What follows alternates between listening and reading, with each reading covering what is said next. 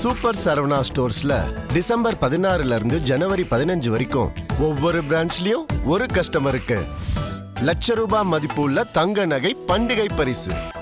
சொந்த வீடு வாங்க ஸ்டெப் ஸ்டோனுக்கு வாங்க. Step stone. என்னை பொறுத்த வரைக்கும் விஜய் அவர்களுக்கு வந்து நிறைய பேர் வந்து ஒவ்வொருத்தவங்களும் ஒவ்வொரு கருத்தை சொல்கிறாங்க. நான் என்ன சொல்கிறேன்னா, விஜய் அவர்கள் வந்து தமிழ்நாட்டில் பெரிய தாக்கத்தை ஏற்படுத்துவார்னா கண்டிப்பாக ஏற்படுத்துவார் பெரிய தாக்கத்தை. அது எந்த அளவுக்கு இருக்குன்னு சொல்லிட்டு யாருக்குமே தெரியாது. திருப்பரங்குன்ற விஷயமாகட்டும், எஸ்ஐஆர் ஆகட்டும், இதெல்லாம் பிஜேபிக்கும் டிஎம்கேக்கும் ஒரு எப்படி சொல்ல ஒரு புரிந்துணர்வு ஒப்பந்தம், ஒரு அண்டர்டீலிங். ஓகே, அதுக்கு பின்னாடி ரெண்டு பேரும் ஒர்க் பண்ணிகிட்டு இருக்காங்க. சரி, நீங்கள் பாருங்கள், ஏடிஎம்கே வந்து லைம் லைட்லேயே வரல. ஓகே, அதுக்கான காரணம் என்னென்னா, டிஎம்கேவே வந்து இங்கே பிஜேபியை வந்து ப்ரொமோட் பண்ணுறாங்க. இங்கே வந்து நிறைய பேர் வந்து மூத்த பத்திரிகையாளர்கள், அதே போல் நம்ம பரம்பரை பத்திரிகையாளர்கள் அப்படின்னு சொல்லிட்டு நிறைய பேர் பிரிவாங்க. அவங்களாம் தோளில் மட்டும்தான் வந்து துண்டை போட மாட்டாங்க, டிஎம்கே துண்டை. ஆனால் மற்றபடி அவங்களாம் திமுகவுக்கு தான் வந்து சப்போர்ட் பண்ணுவாங்க. நான் வந்து பத்திரிகையாளர்னு சொல்லிட்டு அந்த ஒரு கட்சியை பற்றி மட்டுமே பேசிட்டு தான் என்னை எப்படி பார்ப்பாங்க மக்கள். அப்போ டிவிகேக்கு வந்து சும்படிக்கிறாரு. அப்போ ஆனால் டிவிகேவில் சேர்ந்துட்டு அதை பற்றி பேசலாம்ல, நான் டிவிகேக்காரன்டா அப்படின்னு பேசலாம். நடந்த ஒரு பர்சனல் எக்ஸ்பீரியன்ஸ் என்னன்னா, ரமேஷ்ன்றவர் வந்து ஒரு வாட்டி கேப்லாம் புக் பண்ண சொல்லிட்டா, கேப்லாம் பண்ணியாச்சு, கடைசி டைமில் வரலன்ட்டு. அந்த கட்சியில் வந்து சில விஷயங்கள் அவங்க ஸ்ட்ரிக்டாக ஃபாலோ பண்ணுறாங்க.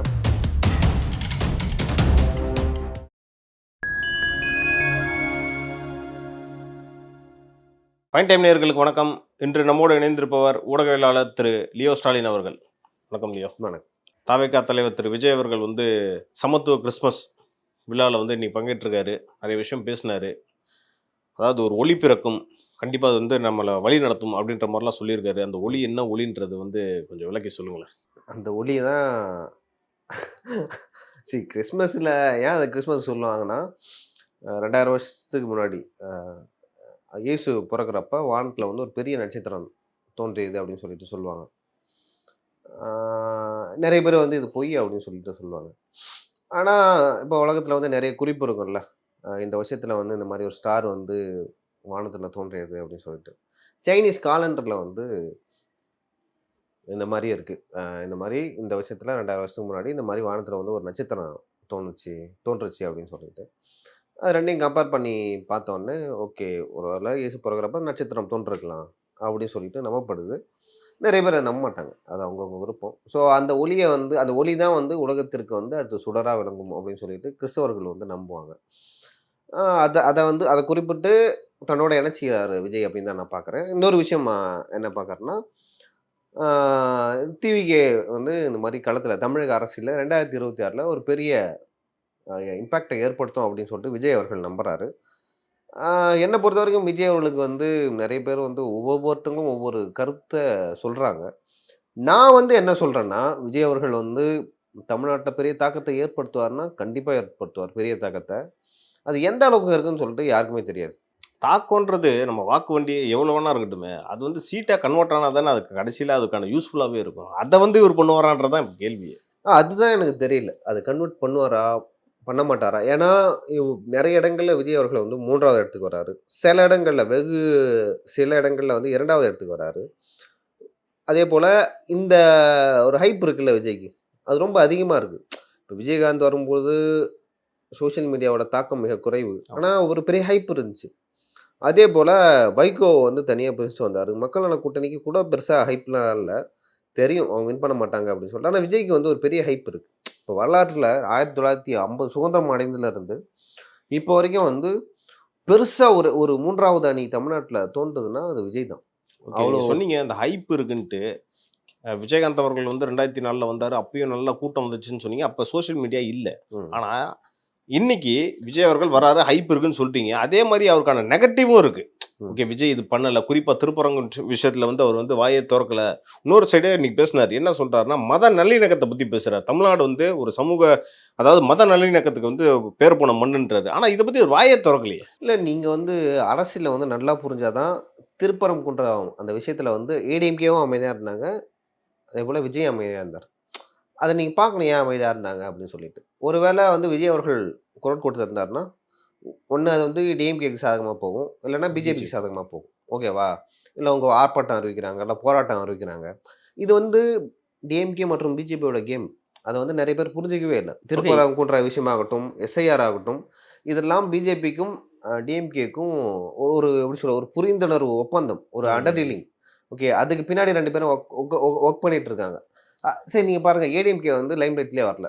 ஓகே, அதுக்கான காரணம் என்னென்னா டிஎம்கேவே வந்து இங்கே பிஜேபியை வந்து ப்ரொமோட் பண்ணுறாங்க. ஓகே, இதை வந்து மக்களுக்கு எஜுகேட் பண்ணியிருக்கலாம்ல, அந்த இடத்துல விஜய் இருக்கிற போது அதை சொல்லியிருக்கலாம்ல. அதுதான் வந்து அங்கே சொன்னார் ஈரோட்டில், களத்தில் இல்லாதவங்களை பற்றி நான் ஏன் பேசணும், அப்போ இந்த ஈரோடு விஷயத்தை மட்டும் நான் திருப்பரங்குன்ற விஷயத்தை மட்டும் நான் ஏன் பேசணும். அருண்ராஜா ஐஆர்எஸ் அவர்கள் மட்டும் அறிக்கை விட்டுருந்தார். ஓகேங்களா, அதை பற்றி வந்து பேசினார். நாங்கள் வந்து மத நல்லிணக்கத்தை வந்து ஆதரிக்கிறோம், அந்த மண் வந்து அந்த மாதிரி மண் அப்படின்னு சொல்லிட்டு அருண்ராஜா ஐஆர்எஸ் மட்டும் பேசினார். மற்றபடி யாராவது பேசுனாங்களான்னு பார்த்தீங்கன்னா பெருசா இல்லை, யாரும் பேசல. விஜயே ஏன் பேசலைன்னா இது விமர்சனமே அது வருது வந்தா போது, அது எனக்கு பிரச்சனை இல்லையா. இப்போ நான் வந்து ஒரு கட்சியை ஒரு விஷயத்தை ஒரு இஷ்யூவை பற்றி பேசி அந்த இஷ்யூ வந்து வளர்க்கணுமா, அப்படி வளர்த்து அது யாருக்கு ஆதாயம், அதில் வந்து விஜய்க்கு என்ன அரசியல் ஆதாயம் இருக்குன்னு ஒரு விஷயம் இருக்குது. அதை வந்து பிஜேபி வந்து கையில் எடுக்கிறாங்க. இவ்வளோ நாள் திருப்பரங்குன்ற விஷயத்தை பற்றி நம்மளுக்கு தெரியுமா, இவ்வளோ டிவியில் வந்து இப்படி விவாதிச்சாங்களா, நியூஸ் பேப்பரில் வந்துதா, சமூக வலைதளங்களில் பேசுகிறாங்களா, இல்லை பிஜேபி ஆர்எஸ் ஆட்கள் இருக்காங்க, இந்து முன்னணிலாம் இருக்காங்க, அவங்களாம் போய் விளக்கேற்றினாங்களா? சரி, அதை புரிஞ்சுக்கிட்டாதான் உங்களுக்கு தெரியும். ஏன் ஏடிஎம்கே கையில் எடுத்துக்கூடாதா, ஏன் ஏடிஎம்கே எடுக்கல? ஓகே, அப்போ இது நாசுக்கா வந்து ஓகே வெயிட் பண்ணலாம். இது வந்து இவங்க 2 பேரும் ப்ளே பண்ணுறாங்க. டிவிகேக்கும் அதான் வெயிட் பண்ணாங்க, ஏடிஎம்கேவும் அதான் வெயிட் பண்ணாங்க. ஓகே, அப்போ இந்த 2 விஷயத்தில் வந்து டிவிகே வந்து சூதனமாக இருந்துருச்சுன்னு நினைக்கிறீங்களா? கரெக்டாக ஏடிஎம்கேவும் சூதானமாக இருந்தாங்க, டிவிகேவும் சூதானமாக இருந்தாங்க. ஏடிஎம்கேவும் வந்து பிஜேபி வந்து நம்ம வளர்த்தக்கூடாது, அவங்க கூட்டணி தான் இருந்தாலும் சரி, கூட்டணிக்குன்னு ஒரு மரியாதை இருக்குது, அதை வந்து மெயின்டைன் பண்ணுறாங்க. மற்றபடி நம்ம பிஜேபியை வளர்த்துடணும் அப்படின்னு நினச்சிருந்தா வச்சுங்க, நேரம் வந்து ஏடிஎம்கேவும் வந்து அந்த இஷ்யூ கையில் எடுத்துப்பாங்க. ஸோ இதை நம்ம வந்து கொஞ்சம் உள்ளே போய் பார்த்தா தான் வந்து புரிஞ்சிக்க முடியும். டீப்பாக போய் ஐயோ விஜய் வந்து ஏன் அதை பற்றி பேசல, ஏன் எஸ்ஐஆரை பற்றி பேசல, ஏன் திருப்பரங்குன்றம் பற்றி பேசல, ஏன் வந்து தீபத்தை பற்றி பேசல அப்படின்னு சொல்லிட்டு வெளிப்படையாக நம்ம பேசிடலாம். வெளியில் பொது வெளியில் வந்து அப்படி பேசப்படுகிறது. ஆனால் ஏன் பேசலறதுக்கு வந்து 1000 அர்த்தங்கள் இருக்கு. ஏன்னா இவர் பொதுவாகவே இந்த கிறிஸ்தவர்ன்ற முத்திரையை குத்துறாங்க. ஸோ இவர் வந்து கண்டிப்பாக திருப்பரங்குன்றம் இந்த மாதிரி விஷுவை வந்து நம்ம தொட்டா ஒருவேளை வந்து நம்மளுக்கு வந்து ரிலீஜியஸாக நமக்கு ஏதாவது ப்ராப்ளம் வரும்னு அவர் விஜய் நினச்சிருக்கலாமோ? அதை எய்ம் பண்ணி தான் அவங்க பண்ணுறாங்க. அப்போ டிஎம்கேவோ பிஜேபியோ வந்து விஜயை காலி பண்ணணும், விஜய் எப்படி காலி பண்ணலாம் அப்படின்னு சொல்லிட்டு யோசிக்கிறாங்க. எல்லா கட்சியும் அதை பண்ணும். ஓகேவா, எல்லா கட்சியும் அதை பண்ணும். ஸோ அவங்களும் டிஎம்கேவும் பிஜேபியை தாண்டி டிஎம்கே அதை பண்ணும். நம்ம இந்த இஷ்யூ வந்து பண்ணலாம், பண்ணிட்டு கண்டிப்பாக எப்படி இருந்தாலும் விஜய் வந்து நாம் என்ன டிஎம்கே என்ன ஸ்டாண்ட் எடுக்குதோ அந்த ஸ்டாண்டு தான் வருவார். ஸோ இதை வந்து கிளப்பிடலாம் அப்படின்னு சொல்லிட்டு அவங்க ஆசைப்பட்டார். ஆனால் விஜய் வந்து அது ரொம்ப நாசுக்காக ஹேண்டில் பண்ணார். சர்ச்சை அதிகபட்சம் விஜய் மேலே என்ன குற்றச்சாட்டு வைக்கலாம், திருப்பரங்குன்றத்தை பற்றி நீங்கள் பேசல, அந்த குற்றச்சாட்டு வைக்கலாம். பட் அவர் என்ன ஸ்டாண்ட் எடுத்தார் நீங்கள் பேசவே முடியாது. அடுத்தபடியாக வந்து மூத்த பத்திரிகையாளர் திரு ஃபிலிக்ஸ் ஜெரால்டு அவர்கள் வந்து தாவேக்கால இணைஞ்சிருக்காரு. நீங்கள் வேற திரு ஃபிலிக்ஸ் ஜெரால்டு அவர்கிட்ட வந்து ஒரு நெருக்கமாக இருந்திருக்கீங்க, உங்களோட நண்பர்னு கூட கேள்விப்பட்டிருக்கேன். கண்டிப்பாக உங்களுக்கு ஷேர் பண்ணியிருப்பார், ஏன் வந்து தாவேக்கால இணைஞ்சேன்னு சொல்லியிருப்பார், என்ன காரணம்? இல்லை, என்கிட்ட வந்து முன்னாடி சொல்லலை. அதுக்கு முன்னாடி வந்து இங்கே வந்து நிறைய பேர் வந்து மூத்த பத்திரிகையாளர்கள், அதே போல் நம்ம பரம்பரை பத்திரிகையாளர்கள் அப்படின்னு சொல்லிட்டு நிறைய பேர் திரிவாங்க. அவங்களாம் தோளில் மட்டும்தான் வந்து துண்டை போட மாட்டாங்க, டிஎம்கே துண்டை. ஆனால் மற்றபடி அவங்களாம் திமுகவுக்கு தான் வந்து சப்போர்ட் பண்ணுவாங்க. ஸோ அந்த மாதிரி தமிழ்நாட்டில் இருக்கிற பாதி பேர் வந்து திமுக காரங்களாக இருக்காங்க பத்திரிகையாளர்கள். திமுகவின் பத்திரிகையாளர் அணி அப்படின்னா வச்சுக்கோங்க, அவங்களாம் வந்துருவாங்க. அதில் நிறைய பேர் இருக்காங்க, மெயின் ஸ்ட்ரீமில் இருக்க நிறைய பேர் இருக்காங்க. பேரை சொல்கிறோம்ல, சரி அவர் இருக்கார், அவர்லாம் வந்து ஒத்துப்பார். அட்லீஸ்ட் நான் திமுக சப்போர்ட் பண்ணுறேன், இந்தியா கூட்டணி ஸ்பீக்கர் அந்த மாதிரிலாம் பேசிப்பார். ஆனால் நான் திமுக காரெலாம் சொல்ல மாட்டார் அவர். அந்த மாதிரி வந்து அவர் என் ராம் இருக்கார், நக்கீரன் கோபால், தாமோதரன் பிரகாஷ், அந்த யூடியூப் சேனலில் வந்து கொஞ்சம் பேர் இருப்பாங்க. இவங்கெல்லாம் முழுக்க திமுகவுடைய ஆட்கள், திமுக காரங்களோட வந்து ரொம்ப விசுவாசமாக இருப்பாங்க அந்த கட்சிக்கு. திமுகவுக்கு எதிராக ஏதாவது நடந்தால் வச்சுக்க சமூகத்தில், அதை எதிர்த்து வந்து போரிடக்கூடியவர்கள். ஓகேவா, ஆனால் நாங்கள் பத்திரிகையாளர்னு சொல்லிட்டு அந்த டேக் ஓட்டிட்டு வெளில சுற்றின்னு இருப்பாங்க. இப்போ என்னன்னா அதே முத்திரை திரு ஃபிலிக்ஸ் ஜெரால்டு அவர்கள் மேலேயும் இப்போ அது வரக்கூடாது. நான் ஒரு கட்சிக்கு சப்போர்ட் பண்ணுறேன், ஓகேங்களா, அந்த கட்சி எனக்கு பிடிச்சிருக்கு, பிடிக்கும்பொழுது நான் சேர்ந்துட்டு சப்போர்ட் பண்ணலாம். நான் வந்து பத்திரிகையாளர்னு சொல்லிட்டு அந்த ஒரு கட்சியை பற்றி மட்டுமே பேசிட்டு தான் என்னை எப்படி பார்ப்பாங்க மக்கள்? கண்டிப்பாக. அப்போ இவர் டிவிகேக்கு வந்து சும்படிக்கிறாரு. அப்போ ஆனால் டிவிகேவில் சேர்ந்துட்டு அதை பற்றி பேசினால நான் டிவிகே காரன்டா அப்படின்னு பேசலாம். என்னை பொறுத்த வரைக்கும் வந்து ஃபெலிக்ஸ் அவர்கள் வந்து ஜென்யூனான ஆள். நீங்கள் வந்து ஃபீல்டில் வந்து நிறைய பேர்கிட்ட பத்திரிகையாளர்கிட்ட ரொம்ப விசாரிச்சாலும் இணக்கமா பழகுவாரு. இணக்கமா பேசுறப்ப பழகுவாரு. கூட ரொம்ப ஃப்ரெண்ட்லியா ரொம்ப பழகுவாரு. பந்தா காட்டிக்க மாட்டார். ஆமா. ஓகேவா? அந்த மாதிரியான ஒரு ஆள். இப்போ ஃபெலிக்ஸ் அவர்கள் இடத்துல இன்னொரு பத்திரிகையாளர் இருந்தால் வச்சுக்கேன் பந்தா போடுவாங்க. ஏன்னா எனக்கு தெரிஞ்சு யூடியூப் தமிழ்நாடு பாலிடிக்ஸ் யூடியூப்ல இருக்குல்ல, அவர் தான் பயனியர். அவர் தான் வந்து எனக்கு தெரிஞ்சு ஒரு லீடர் மாதிரி. அவருக்கு அப்புறம் தான் வந்து இங்கே இருக்கிற மற்ற சேனல்ஸ்லாம்.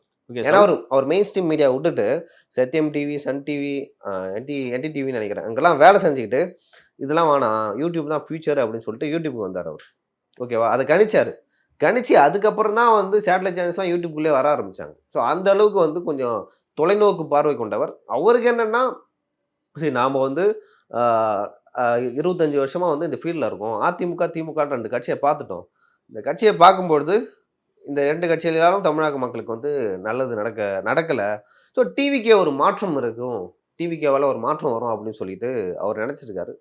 அதனால தான் வந்து இதுக்குள்ளே வந்து அவர் எடுத்த ஸ்டெப் வந்து கரெக்டான ஸ்டெப்புன்னு தான் நீங்கள் சொல்கிறீங்களா? நான் கரெக்ட். அவர் வந்து அரசியல் போனது அவரோட தனிப்பட்ட விருப்பம். நம்ம வந்து போகக்கூடாது அப்படின்லாம் தடுக்க முடியாது. இப்போ நீங்கள் டிவி கேட்க போகிறீங்க, இல்லை டிஎம்கேக்கு போகிறீங்க, நான் வந்து உங்களை தடுக்க முடியுமா? என்னோட விருப்பம். முடியாது. தனிப்பட்ட விருப்பம்.